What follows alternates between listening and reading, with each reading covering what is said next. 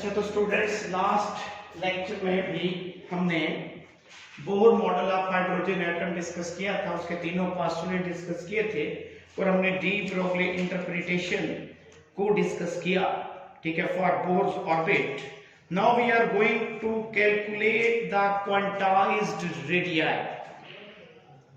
Board में ये question इस तरह से पूछा जा सकता है, drive the expression for the radius of nth quantized orbit of an hydrogen atom। तो देखिए मैं दोबारा इसको रिपीट कर देता हूं। क्वेश्चन यूं पूछेगा कि एक्सप्रेशन ड्राइव करें for the radius of nth quantized orbit of hydrogen atom, कि हाइड्रोजन एटम में जो nth क्वांटाइज्ड ऑर्बिट है, ठीक है, उसके रेडियस को कैलकुलेट करने का मैथमेटिकल फार्मूला ड्राइव करें। तो देखिए हम कैसे इसको ड्राइव करेंगे। देखिए फर्ज करें हमारे पास एक हाइड्रोजन एटम है, ठीक है, जिसमें एक इलेक्ट्रॉन रिवॉल्व कर रहा है अराउंड द न्यूक्लियस। तो देखिए ये फर्ज कर लें, ये मेरे पास न्यूक्लियस है, ये न्यूक्लियस है, इसे मैं n लिखता हूं, द न्यूक्लियस, और ये सर्कुलर ऑर्बिट है जिसमें इलेक्ट्रॉन रिवॉल्व कर रहा है, ठीक है। तो देखिए ये electron revolving around the nucleus, और ये इलेक्ट्रॉन, ये मेरे पास इलेक्ट्रॉन है, दिस इज इलेक्ट्रॉन। जो ब्लू डॉट आपको दिख रहा है ये इलेक्ट्रॉन है, इट इज मूविंग और रिवॉल्विंग अराउंड द न्यूक्लियस, ठीक है, ऑफ एन हाइड्रोजन एटम। क्योंकि हाइड्रोजन एटम में एक इलेक्ट्रॉन और एक प्रोटॉन होता है, तो अगर मैं चार्ज ऑफ इलेक्ट्रॉन को इस वक्त, चार्ज ऑफ इलेक्ट्रॉन इसको मैं Q1 लिखूं तो इसे मैं E लिख सकता हूं क्योंकि एक इलेक्ट्रॉन है।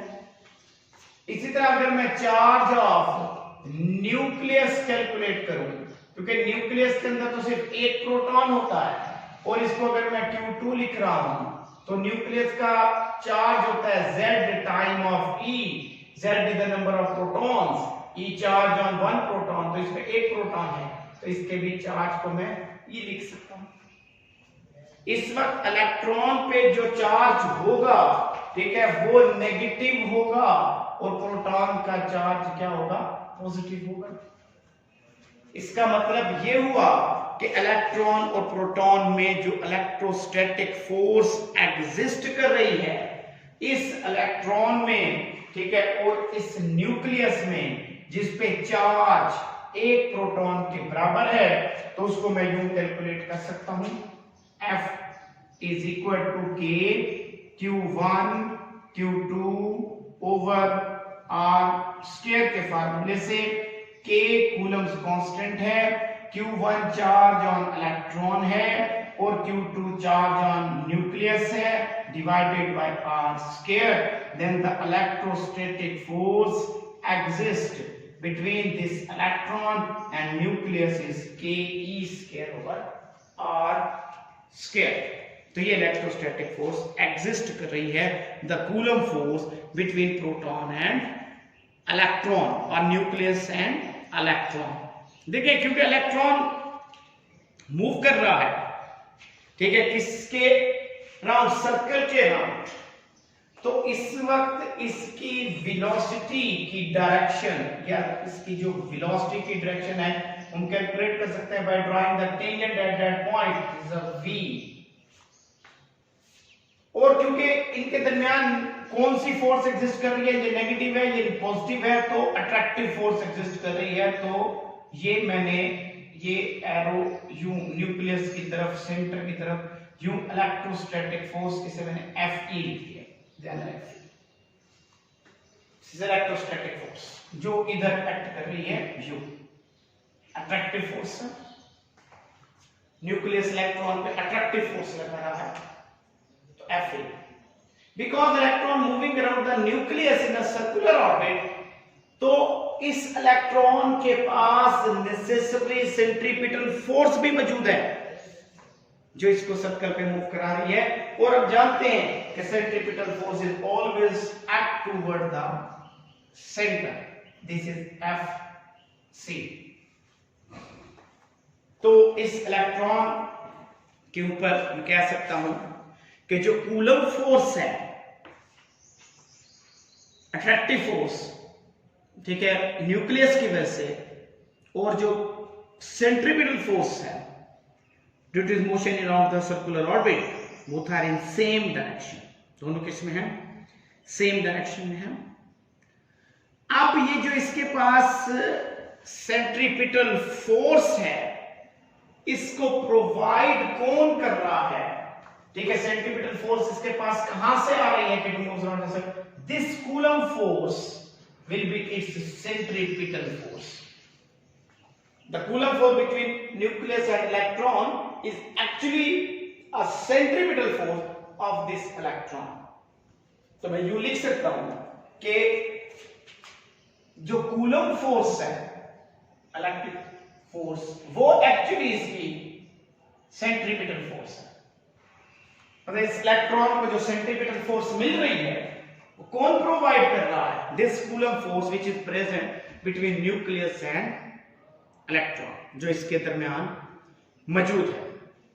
तो इसका मतलब ये हुआ कि मैं इसे यूं लिख सकता हूं कि इलेक्ट्रिक फोर्स तो किसके इक्वल है, के स्क्वायर ओवर आर के बराबर है, और सेंट्रीपिटल फोर्स हमेशा इक्वल होती है mv स्क्वायर ओवर आर के बराबर। और अगर मैं इस ऑर्बिट को nth ऑर्बिट का नाम दे दूं तो फिर मैं यहां पर रेडियस को Rn, यहां पे रेडियस को Rn, यहां स्क्वायर आएगा और स्पीड को Vn लिख दूंगा। मैंने यहां सबस्क्रिप्ट्स में n लिख दिया बिकॉज हमने ये कंसीडर कर लिया कि electron in nth orbit, electron किस में इस वक्त nth ऑर्बिट में है, तो इलेक्ट्रॉन nth ऑर्बिट में होने की वजह से हमने रेडियस को भी Rn और उस रेडियस, उस ऑर्बिट में मूव करने वाले इलेक्ट्रॉन की स्पीड को Vn लिख दिया। From this relation if we calculate the value of Rn, तो देखिए ये जो Rn की वैल्यू होगी ये हम कुछ इस तरह से कैलकुलेट कर सकते हैं कि e square Rn is equal to mvn square. ये Rn इधर क्योंकि स्क्वायर है तो इसे कैंसिल होगा, तो now Rn becomes equal to ke square over m vn square. This is the value of Rn, radius of nth orbit.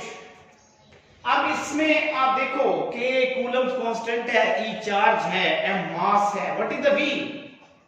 v is the speed of electron in this orbit, इसको मैं लिखूंगा vn। तो अगर हमें vn speed of electron in the nth orbit calculate हो जाए तो हम इसमें पुट करके जो Rn radius of nth orbit है वो कैलकुलेट कर सकते हैं। For the calculation of this vn we use Bohr's second postulate, Bohr's postulates 2, and according to Bohr's postulate 2, mvr is equal to nh over 2 pi। तो इसको मैं यूं लिख सकता हूं mvn Rn is equal to nh over 2 pi, n for the speed in the nth orbit and Rn is the radius of the nth orbit. From this equation we calculate the value of Vn which will be equal to, यहां से अगर मैं इस Vn की value calculate कर लूं ये आ जाएगी nh over 2 pi m Rn, ये आ जाएगी। And we see that here's Vn square. If we square this value, Vn square, it will be equal to n square h square 4 pi square m square Rn square। अब ये जो मेरे पास ये value आ गई Vn square की, मैं यहां put करता हूं। Now it is easy to calculate Rn equals to K E square M, and what is Vn square? Equals to n square h square 4 pi square m square Rn square, this one। अगर मैं इसको थोड़ा सा simplify कर लूं, Rn is equal to K E square 4 pi square m square Rn square divided by m n square h square। देखिए मैं इसे थोड़ा सा मैथमेटिकली सिंप्लीफाई कर दिया। तो यहां से अगर आप देखें, this m is cancelled by this m square and this Rn is cancelled with this square। Now expression is like that, n square h square is equal to 4 pi square m K E square Rn। ये n square इसके इधर multiply हो गया। Now Rn will be equal to n square h square over 4 pi square m K E square। This is the expression of Rn, and you see it clearly, h is a Planck constant, 4 pi is also constant, mass of electron, Coulomb's constant, charge on electron। H equals to, we know that 6.63 10 power minus 34 joule second, m mass of electron 9.1 10 power minus 31 kg, K is Coulomb constant 9 into 10 power 9 Newton meter square per Coulomb square, E charge on electron 1.6 into 10 power minus 19 Coulomb। If you write this equation in this way, Rn is equal to n square R naught, where R naught equals to, h square over 4 pi square m K E square, this is h square। If you put the value of h, m, k and d in this expression, you must find that R naught is equal to 0.053 nanometer। R naught की ये value calculate हो जाएगी, is a constant value, and this expression is the radius of nth orbit। हमने पहले भी कहा था कि n quantum number है which define the state। If you put the n is equal to 1, it means it is the first orbit। If you put the n is equal to 2, this is the second orbit। If you put n is equal to 3, it means this is the third orbit। Same here for the first orbit। For the first orbit, n equals to 1 and R1 will be equals to R naught। For second orbit, n is equal to 2, it means R is equal to 2, put R is equal to 4 R naught। For third orbit, put n is equal to 3 and you get R3 is equal to 9 R naught, and so on। तो इस mathematical method से, इस mathematical वे से हम calculate कर सकते हैं radius of nth orbit. इससे हम पहले ऑर्बिट का रेडियस, दूसरे का, तीसरे का, तो पहले ऑर्बिट का रेडियस R1 जो कि R0 आया और R0 0.053 नैनोमीटर होता है, तो इससे आप किसी भी ऑर्बिट का रेडियस कैलकुलेट कर सकते हैं। अभी हम फिर कैलकुलेट करेंगे क्वांटाइज्ड एनर्जी, तो भी हम क्वांटाइज्ड एनर्जी का एक्सप्रेशन भी कैलकुलेट करेंगे अकॉर्डिंग टू बोर्स मॉडल।